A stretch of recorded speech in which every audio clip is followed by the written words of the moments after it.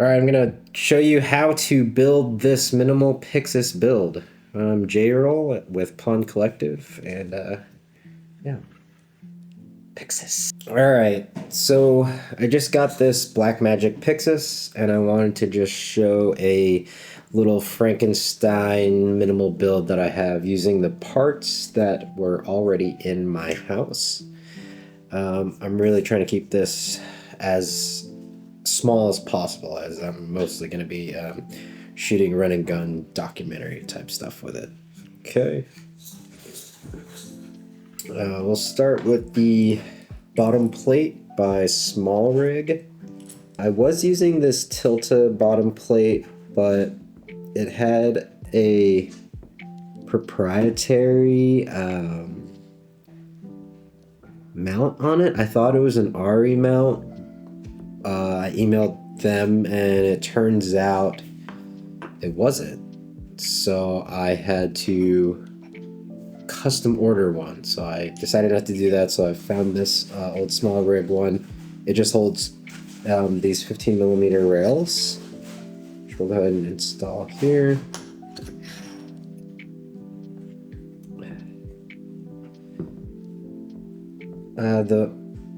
The whole purpose right now for these rails for me is to hold a V-mount battery, because I haven't purchased any BPUs yet. I've been going back and forth on which I wanted to do, so I've decided to keep it small. I'm going to go for the BPUs, so I'm going to put an order for those, but for now I'm going to be using a V-mount. And then this is another SmallRig piece, 2988A10. It has a V-mount holder on it, and then a couple, kind of like a cheese plate. I don't know what the point of that is, but then it has the 15mm rails there. So I'm going to, yeah.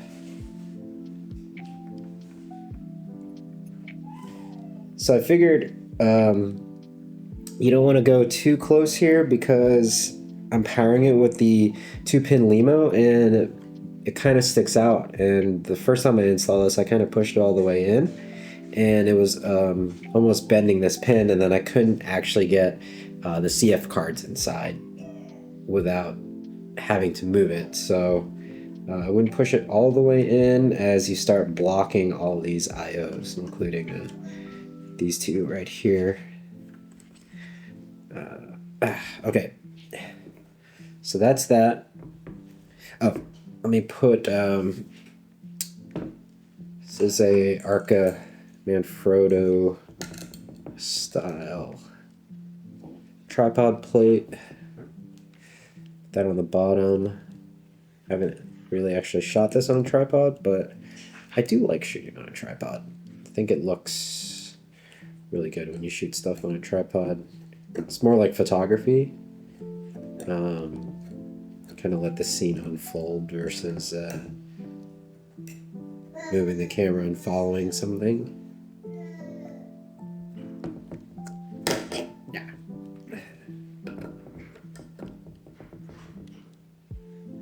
Okay. All right. So take a look at that. It's pretty light. Okay, what's next? Oh, okay. So there's the mounting spots up top here. This NATO rail, it's a really tiny one. You actually want to get something longer. I'm not sure the exact measurements, but check it out, because you want it to go across. This isn't going to go across. This is actually a terrible way to mount this right now, but it's all I got, because I'm essentially using one screw to hold this handle in, and if you twist the handle, it undoes the screw, so it's not great. I have my handle, my Ursa Cine handle, coming in on Wednesday, so I'll be done with this here. Okay, so that's looking pretty simple. Okay, put this in here. This is just a Watson Pro 50 watt This one's really light. I have a 100 or 99 watt or 90 watt one too. That one's really heavy, but I found that this is pretty lightweight, which is really good. And so put my D-tap in.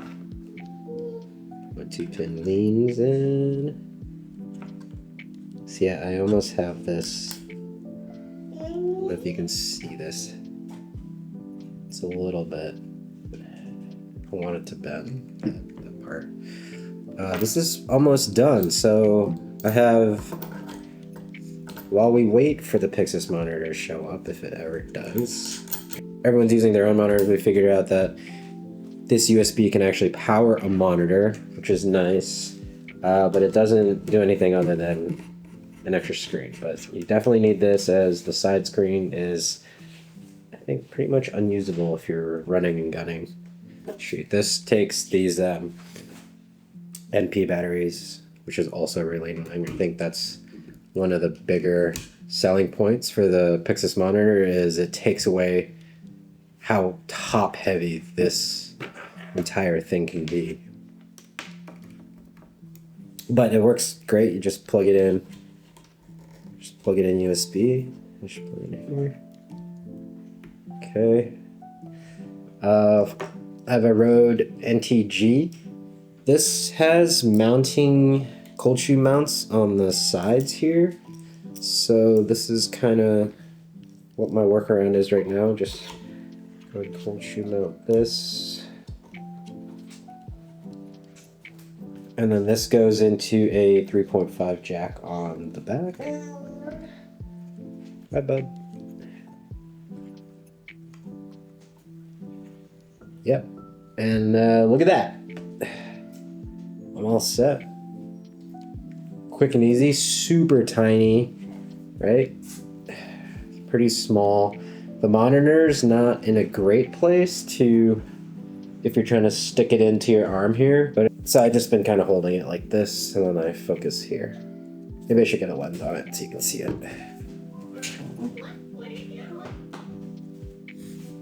All right, gonna get a lens on it. This is the Contact Zeiss 60.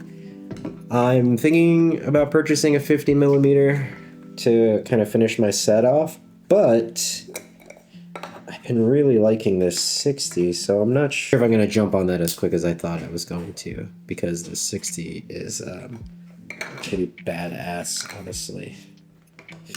So yeah, so just like this, kind of like this, put it on the sack, kind of look at here, and yeah, that's my build. Super quick, super easy. And again, this is just with the stuff that I had. My build that I'm gonna be, it's gonna be the build I want is gonna be the Ursa Cine handle. This entire bottom plate is gonna be gone.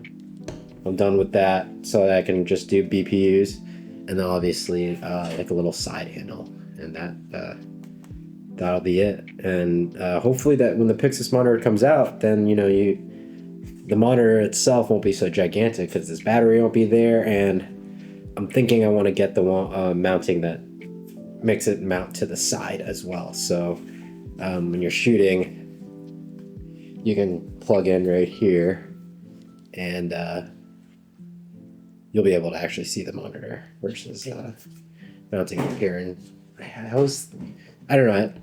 Everyone mounts it up here, but I always find this a weird spot unless you're shooting like this, you know, which I get. But if you really want to hold it good, I feel like I want it on the side. Okay, yep, that's the a minimal build for the Blackmagic Pyxis, mainly used for some run and gun.